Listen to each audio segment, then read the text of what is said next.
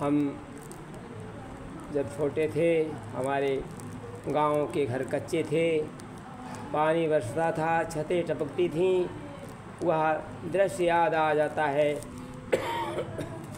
हम सब भाई बहन व्याकुल हो जाते। माता जी छतें कोई मिट्टी ठोंकती रहती थीं, छतें तब भी टपकती रहती थीं। वह दृश्य का वर्णन करते हमारे भाई साहब का द्वारा रचित पद्य में प्रस्तुत कर रहा हूँ। हम लोग परेशान हो जाते थे मिट्टी के घरों में रहने में, और छतें पानी बरसात आते हम सुहाना मौसम होते हुए भी हम लोगों को बड़ा डरावना मौसम लगता था। कैसा मौसम था, उसमें इतनी महंगाई थी, हम लोग भूखे पेट भी कभी कभी सोना पड़ता था। पानी घनघोर बरसता है, आटा गीला हो जाता है। पानी घनघोर बरसता है, पाटा गीला हो जाता है।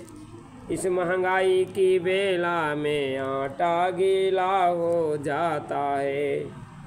गेहूं की रोटी कौन कहे, गेहूं की रोटी कौन कहे, पड़ता था खाना मात सखे। जब आती थी बरसात सखे, जब आती थी बरसात सखे। उस बरसात के मौसम में हम लोग कैसे व्याकुल हो जाते थे। घर की हालत होती थी घर की हालत होती थी, पानी यदि साथ रोज बरसे। घर की हालत होती थी, पानी यदि साथ रोज बरसे।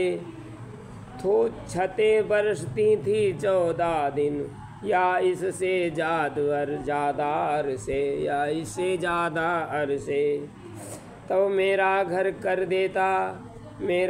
कर देता था चेहरा पूंजी की रात सखे।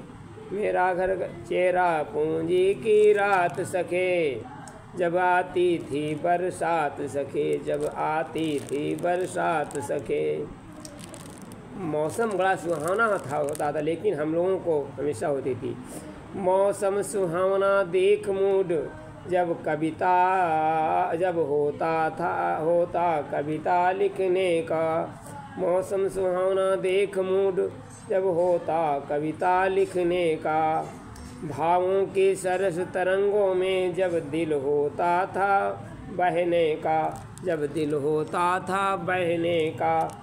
उस समय छोड़ देती थी वह अपने मौके की बात सके,